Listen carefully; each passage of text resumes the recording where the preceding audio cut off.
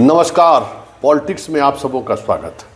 और आज हम पॉलिटिक्स में बात लालू परिवार के उस विरासत की करने जा रहे हैं जिस विरासत को लेकर आज होटल मोरिया में गजब का शमा बांधने की कोशिश हुई थी कि आज विधिवत तेजस्वी की ताजपोशी होगी। लेकिन एक बड़ा सवाल है, इस बड़े हार के बाद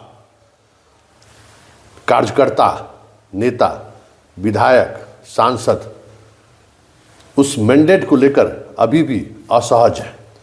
इसके बावजूद भी जिस तरीके से सत्ता हस्तांतरण आज हुआ है, सत्ता हस्तांतरण ही कह सकते हैं कि आरजेडी में सत्ता का हस्तांतरण हुआ है।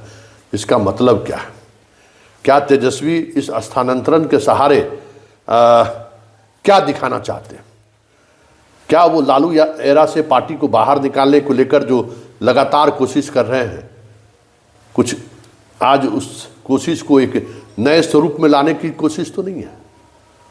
क्योंकि जब तक लालू हैं तब तक लालू का विचार भी है, तब तक लालू के चाहने वाले लोग भी हैं और लालू की सियासत भी है। आप उस सियासत से एक कार्यकारी अध्यक्ष बनकर कैसे बच सकते हैं?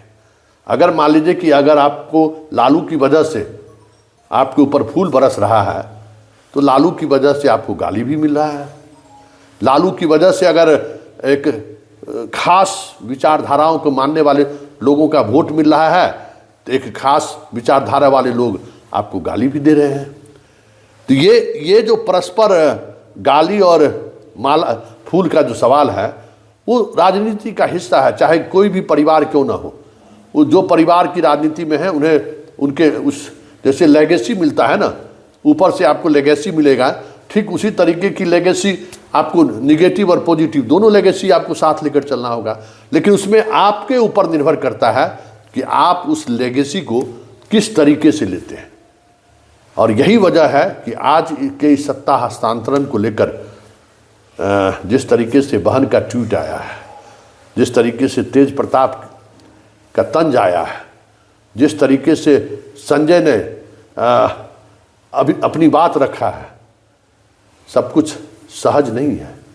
क्योंकि जिस तरीके से पूरे इस पटकथा के पीछे की जो बात सामने आई है और तेजस्वी ने जो आज जो कुछ कहा है, सब कुछ कहीं न कहीं ऐसा लग रहा है कि तय कुछ और था, मंच पर दिख कुछ और रहा था और स्टेज पर मंच पर तेजस्वी कुछ और बोल रहा था।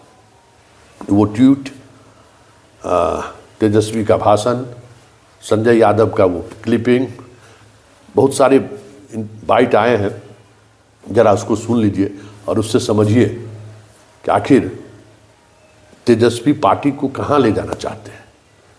जरा सुनिए। या तो मोदी जी के चरणों में रहिए या तो लड़ाई लगी। हमारे चाचा तो चरण में चले गए, सब लोगों ने उस तस्वीर को देखा होगा। आदरणीय लालू जी आज तक अपनी विचारधारा से न झुके हैं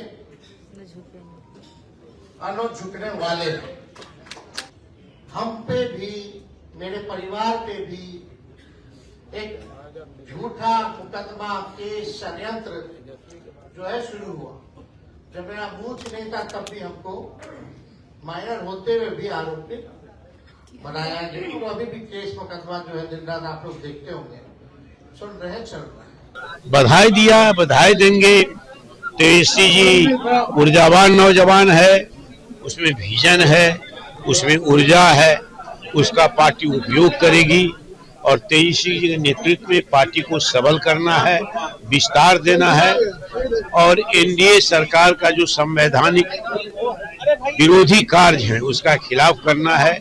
इलेक्शन कमीशन को जिस तरह से उसने हथकंडा बनाया है उसके खिलाफ संघर्ष करेंगे और आगे बढ़ेंगे। एक मत में, एक स्वर में आदरणीय राष्ट्रीय अध्यक्ष जी के निर्देशानुसार जो पार्टी का प्रस्ताव था उस पर सबने सहमति जताई कि श्री तेजस्वी यादव जी प्रथम बार संगठन में उनको कोई महती जिम्मेवारी दी गई है। 15 साल से वो एक पार्टी के अनुशासित सामान्य कार्यकर्ता के तौर पर कार्य कर रहे थे, पार्टी संगठन की बात कर रहे हैं। तो उन्हें आज 15 साल में जमीनी स्तर पे कार्य करने के उपरांत आदरणीय राष्ट्रीय अध्यक्ष श्री लालू प्रसाद जी ने ये कार्यभार सौंपा है। और दोनों लोग के मार्गदर्शन में बहुत अच्छा कार्य करेगी। संगठन पे तेजस्वी ने भाषण दिया, कहा कि संगठन को और मजबूत करना है, किस तरह से बूथ तक सबको मजबूत करना है। तो बहुत सारी बातों की चर्चा अंदर मीटिंग में हुई है और अभी तो यही कह सकते हैं कि बहुत बड़ी जिम्मेदारी है तेजस्वी को और मुझे लगता है कि सभी नेता सहयोग करेंगे इस जिम्मेदारी को आगे बढ़ाने में।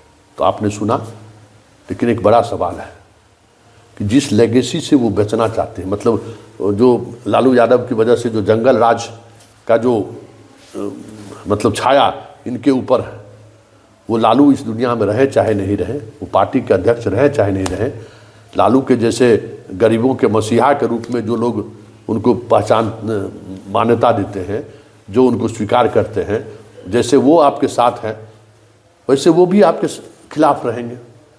लेकिन इस बदलाव ने यह संकेत दिया है कि तेजस्वी उस सियासत को अब लेकर आगे बढ़ना चाहते हैं जिस सियासत के सहारे अखिलेश मुलायम सिंह एरा से पार्टी को बाहर निकालने की कोशिश किया था।